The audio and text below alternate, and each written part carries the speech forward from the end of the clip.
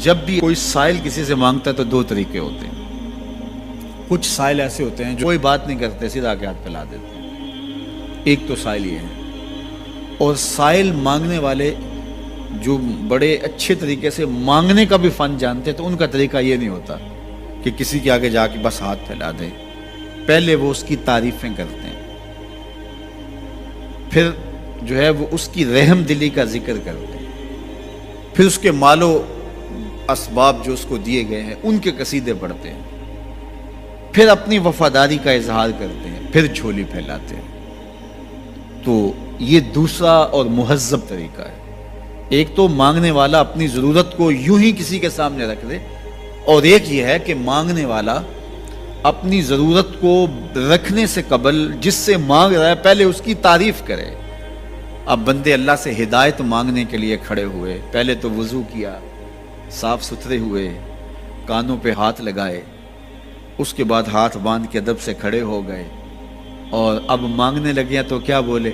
الحمدللہ رب العالمین.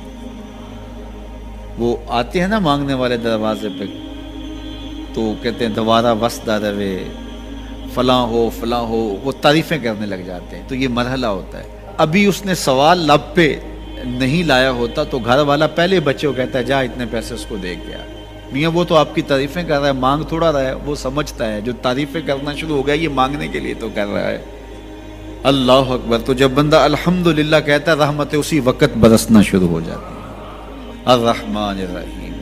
میں سخی کی دہلیز پہ کھڑا ہوں جو رحمان بھی ہے جو رحیم بھی ہے، محض اپنے کرم سے عطا کرتا ہے. رحم کی بھیک مانگ رہا ہوں. پھر کیا کہہ رہا ہے؟ مالک یوم الدین. کسی کنگال سے نہیں مانگ رہا، اس سے مانگ رہا ہوں جو مالک ہے، دنیا کا بھی مالک ہے، آخرت کا بھی مالک ہے.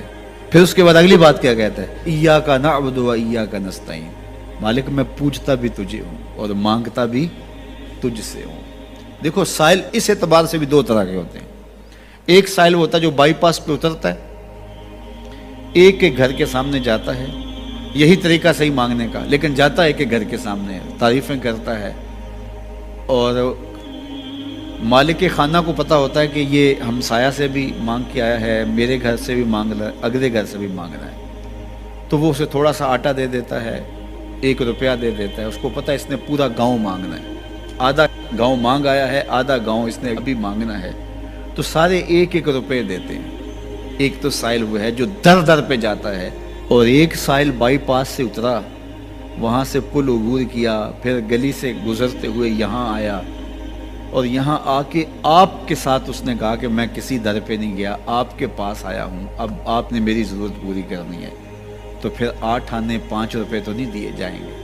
پھر تو جو میری استطاعت ہوگی، جو آپ کی استطاعت ہوگی، اس استطاعت کے مطابق دیں گے کہ یہ سارا شہر چھوڑ کے آیا ہے، یہ کسی سے نہیں مانگتا، یہ مجھ سے ہی مانگتا ہے.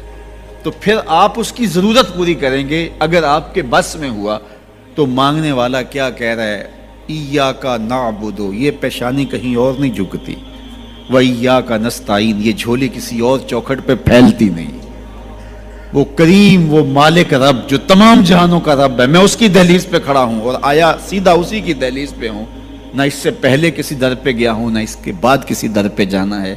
تو پھر مالک بھی کرم نوازیاں اور رحمتیں اس کی جھولی میں ڈال دیتا ہے. اب اتنی لمبی تمہید باندھنے کے باوجود مانگا کیا؟ ذرا غور کیجئے. یہ وہ ہے جو ہم ہر روز ہر نماز کی ہر رکعت میں مانگتے ہیں، اور مانگنے کا طریقہ کتنا خوبصورت ہے. اور مانگنے والے یوں ہی مانگا کرتے ہیں. پہلے جس سے مانگنا اس کی تعریفیں کرتے ہیں. آپ نے مانگنے والوں کو دیکھا ہو جو سلیقے سے مانگتے ہیں، تیرے بچے وسدے رہیں، تیری جد آباد رہے، تیرا خاندان آباد رہے. وہ مانگتے ہیں اس طرح، پہلے تعریفیں کرتے ہیں، پھر کہتے ہیں تیری فیکٹریاں چلتی رہیں، تیرے جو ہے تیری جائیداد بڑھتی رہے. تو وہ اس کے خزانوں کا ذکر کرتے ہیں، اور پھر کہتے ہیں کہ یہ فقیر نمانا تیری چوکھٹ پہ آیا ہے، اس کی ضرورتیں تو پوری کر دے. اب بندہ بھی اللہ کے حضور جب حاضر ہوتا ہے تو مانگنے کا سلیقہ کیا ہے؟ سب سے پہلے کہتا ہے الحمدللہ رب العالمین. میں کسی کنگال کی چوکھٹ پہ نہیں آیا، تمام جہانوں کے پالن ہار کی چوکھٹ پہ آیا. اسی کی تعریفیں، اختیاری بھی غیر اختیاری بھی، واسطے کے ساتھ بھی بلا واسطے کے ساتھ بھی، اسی کی خوبیاں ہیں، سارے اسی کے کمال ہیں، وصف سارے اسی کے ہیں. پھر اس کے بعد کہتا ہے الرحمن الرحیم، وہ رحمان بھی ہے وہ رحیم بھی ہے۔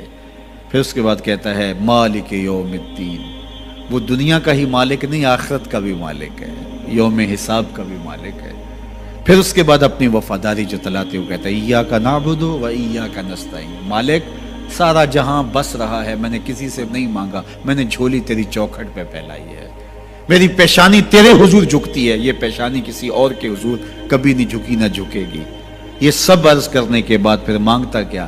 اہدنا الصراط المستقیم، مالک مجھے سیدھی راہ پہ چلا دے، میں تیرے حضور آیا ہوں، مجھے ہدایت کا نور عطا کر دے۔ انشاءاللہ یہ ہدایت کیا ہے اور ہدایت کی قسمیں کیا ہیں، اور پھر اس دعا کا جواب اللہ کی طرف سے کیا آتا ہے، اور بندے پہ کتنی کرم نوازیاں ہوتی ہیں، انشاءاللہ یہ مضمون کل ہوگا۔